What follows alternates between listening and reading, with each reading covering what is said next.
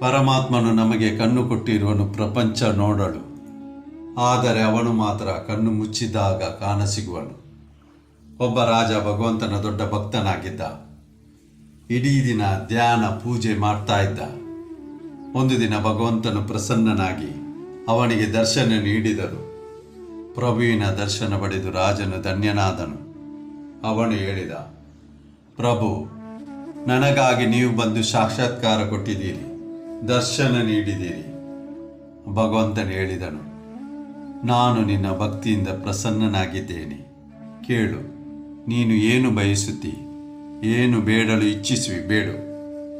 ರಾಜನು ಕೈ ಮುಗಿದು ಹೇಳಿದ, ಭಗವಂತ, ನನಗೇನು ಬೇಡ.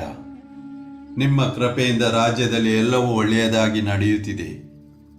ಧನ ಧಾನ್ಯ ಸಂಪತ್ತು ತುಂಬಿದೆ, ಪ್ರಜೆಗಳು ಸುಖಿ, ಎಲ್ಲವೂ ಒಳ್ಳೆಯದಾಗಿದೆ. ಆದರೆ ಒಂದು ಇಚ್ಛೆ ಮನದಲ್ಲಿ. ನೀವು ಇವತ್ತು ನನಗೆ ದರ್ಶನ ನೀಡಿದ್ದೀರಿ. ನೀವು ನನ್ನ ಎಲ್ಲ ಪ್ರಜೆಗಳಿಗೆ ದರ್ಶನ ನೀಡಬಹುದೇ? ಅವರೆಲ್ಲ ತುಂಬ ಒಳ್ಳೆಯ ಜನರು. ಭಗವಂತನು ಮುಗುಳ್ನಕ್ಕು ಹೇಳಿದ, ಇದು ಸಾಧ್ಯವಿಲ್ಲದ ಮಾತು. ರಾಜನು ಕೈ ಮುಗಿದು ತುಂಬ ವಿನಮ್ರತೆಯಿಂದ ಬೇಡಿದ, ನೀವು ಬಂದಿದ್ದೀರಿ, ನನ್ನ ಇಚ್ಛೆಯನ್ನು ಪೂರ್ಣ ಮಾಡಿ. ನಾನು ಬಯಸುತ್ತೇನೆ, ಪ್ರಜೆಗಳಲ್ಲಿ ಎಷ್ಟು ಜನರಿರುವರು ಅವರೆಲ್ಲರೂ ದರ್ಶನ ಪಡೆಯಲಿ. ಅವನು ಹಠಕ್ಕೆ ಬಿದ್ದ. ಭಗವಂತ ಮುಗುಳ್ನಕ್ಕು ಹೇಳಿದರು, ಆಗಲಿ, ನಿನ್ನ ಇಚ್ಛೆ. ಭಕ್ತನ ಹಠ ಒಪ್ಪಲೇಬೇಕಾಯಿತು. ಭಗವಂತನು ಹೇಳಿದನು, ನಾಳೆ ನಾನು ಬರುತ್ತೇನೆ.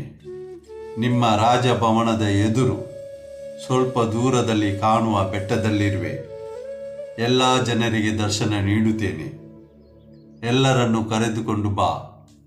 ರಾಜ ಹೇಳಿದ, ಸರಿ. ಭಗವಂತನು ಇದನ್ನು ಹೇಳಿ ಅದೃಶ್ಯನಾದನು. ರಾಜನ ಮಂತ್ರಿಯನ್ನು ಕರೆಸಿದ, ಡಂಗೂರ ಸಾರಿಸಿದ. ರಾಜ್ಯದ ಮನೆ ಮನೆಗೆ ಹೋಗಿ ತಿಳಿಸಿದರು, ನಾಳೆ ಬೆಳಿಗ್ಗೆ ಬರಬೇಕು, ರಾಜನೊಡನೆ ಹೆಜ್ಜೆ ಹಾಕಬೇಕು, ಭಗವಂತನ ದರ್ಶನ ಪಡೆಯಲು. ಎಲ್ಲ ಜನ ಕೂಡಿದರು. ಎಲ್ಲರೂ ವಿಷಯ ತಿಳಿದಿದ್ದರು. ತುಂಬ ದೊಡ್ಡ ಜನಸಂದಣಿ, ಉದ್ದವಾದ ಲೈನ್. ರಾಜಭವನದಿಂದ ಸ್ವಲ್ಪ ಮುಂದಕ್ಕೆ ಹೋದರು. ನೋಡ್ತಾರೆ, ರಸ್ತೆಯಲ್ಲಿ ತಾಮ್ರದ ನಾಣ್ಯಗಳ ರಾಶಿ ಇತ್ತು. ಪಬ್ಲಿಕ್ ನೋಡಿದರು ತಾಮ್ರಗಳ ನಾಣ್ಯಗಳ ರಾಶಿಯನ್ನು. ಅರ್ಧ ಜನರು ಓಡಿ ಹೋದರು ನಾಣ್ಯಗಳ ರಾಶಿಯ ಕಡೆಗೆ. ಬೇಗ ಬೇಗನೆ ತೆಗೆದುಕೊಳ್ಳುತ್ತೇವೆ, ಎಷ್ಟು ಸಿಗುತ್ತದೋ ಅಷ್ಟು. ರಾಜ ತುಂಬ ಜ್ಞಾನಿಯಾಗಿದ್ದ. ಇದನ್ನೆಲ್ಲವನ್ನು ಅರ್ಥ ಮಾಡಿಕೊಂಡಿದ್ದ. ಇದೊಂದು ಆಟ. ಜನರ ಹತ್ತಿರ ಹೇಳಿದ, ಹೋಗಬೇಡಿ, ಭಗವಂತನ ದರ್ಶನ ಮಾಡಲು ಹೋಗ್ತಾ ಇದ್ದೇವೆ. ಯಾಕೆ ಮೋಹದಲ್ಲಿ ಸಿಲುಕಿ ಬಿಡುತ್ತೀರಿ? 50% ಪಬ್ಲಿಕ್ ಮಾಯವಾದರು. ರಾಜ ಮುಂದಕ್ಕೆ ನಡೆದ. ಹೋಗಲಿ, ಹೋದವರು ಹೋಗಲಿ. ಹಿಂದೆ ಹಿಂತಿರುಗಿ ನೋಡಿದಾಗ ಅವನಿಗೆ ಅನಿಸಿತು, ಅರ್ಧ ಜನರು ನನ್ನ ಸಂಗಡ ಬರುತ್ತಿದ್ದಾರೆ. ರಾಜ್ಯದಲ್ಲಿ ಪೂಜೆ ಪುರಸ್ಕಾರ ಮಾಡುವವರು ಒಳ್ಳೆಯ ಜನರು. ಅವರಿಗೆ ದರ್ಶನ ಸಿಗುತ್ತದೆ, ತೊಂದರೆಯಾಗದು. ಸ್ವಲ್ಪ ಮುಂದೆ ನಡೆದಾಗ ಬೆಳ್ಳಿಯ ನಾಣ್ಯಗಳ ರಾಶಿ ಕಾಣಲು ಸಿಕ್ಕಿತು. ಈಗಿನ ಸರದಿಯಲ್ಲಿ 40% ಪಬ್ಲಿಕ್ ಓಡಿ ಹೋದರು. ಬೆಳ್ಳಿಯ ನಾಣ್ಯಗಳನ್ನು ಒಟ್ಟು ಮಾಡುತ್ತಿದ್ದರು. ಜನರು ತುಂಬಿಸಿ ತುಂಬಿಸಿ ಕೊಂಡು ಹೋಗುತ್ತಿದ್ದರು. ರಾಜ ಹೇಳಿದ, ಏನು ಮಾಡುತ್ತಿದ್ದೀರಿ? ಭಗವಂತ ಮತ್ತೆ ಮತ್ತೆ ದರ್ಶನ ನೀಡುವುದಿಲ್ಲ. ಜನರು ಹೇಳಿದರು, ಅದು ಸರಿ, ಈ ಬೆಳ್ಳಿಯ ನಾಣ್ಯಗಳ ರಾಶಿ ಮತ್ತೆ ಮತ್ತೆ ಕಾಣಸಿಗುವುದಿಲ್ಲ. ಅರ್ಧ ಜನ ಇಲ್ಲಿ ಕೂಡ ಮಾಯವಾದರು. ರಾಜನ ಹಿಂತಿರುಗಿ ನೋಡಿದಾಗ ಕಮ್ಮಿ ಎಂದರೆ 10% ಜನರು ಅವನ ಸಂಗಡ ಹೆಜ್ಜೆ ಹಾಕುತ್ತಿದ್ದರು. ರಾಜನಿಗೆ ಅನಿಸಿತು, ಇಷ್ಟು ಮಂದಿ ಜನರಿದ್ದಾರೆ ನನ್ನ ರಾಜ್ಯದಲ್ಲಿ, ಭಗವಂತನ ಭಕ್ತರು. ಸ್ವಲ್ಪ ಮುಂದಕ್ಕೆ ಹೋದಾಗ ಈಗ ರಸ್ತೆಯಲ್ಲಿ ಬಂಗಾರದ ನಾಣ್ಯಗಳ ರಾಶಿ ಕಾಣಸಿಕ್ಕಿತು. ಈಗ ಅವನ ಜೊತೆ ನಡೆಯುತ್ತಿದ್ದವರು ಕೂಡ ಮಾಯವಾದರು.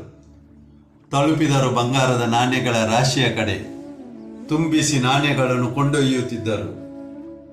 ರಾಜ ಮತ್ತು ರಾಣಿ ಉಳಿದರು, ನಡೆಯುತ್ತಿದ್ದರು. ರಾಜ ತನ್ನ ರಾಣಿ ಹತ್ತಿರ ಹೇಳಿದ, ನೋಡಿದೆಯಾ, ಎಷ್ಟೊಂದು ಮೋಹದಲ್ಲಿ ಸಿಲುಕಿದ್ದಾರೆ, ಅಂಟಿಕೊಂಡಿದ್ದಾರೆ. ಭಗವಂತನ ದರ್ಶನ ಮಾಡಲು ಇಚ್ಛೆ ಇಲ್ಲ. ರಾಣಿ ಕೂಡ ಹೇಳಿದಳು, ನೀವು ಸರಿಯಾಗಿಯೇ ಹೇಳುತ್ತಿದ್ದೀರಿ. ಸ್ವಲ್ಪ ಮುಂದಕ್ಕೆ ಹೋದಾಗ ನೋಡಿದಳು ರಾಣಿ, ತುಂಬ ಸುಂದರವಾದ ವಜ್ರಗಳ ರಾಶಿ ಇತ್ತು. ರಾಣಿಯಿಂದ ಕೂಡ ಇರಲು ಸಾಧ್ಯವಾಗಲಿಲ್ಲ. ರಾಣಿ ಕೂಡ ಓಡಿದಳು. ವಜ್ರಗಳನ್ನು ಒಟ್ಟು ಮಾಡಲು ಪ್ರಾರಂಭಿಸಿದಳು.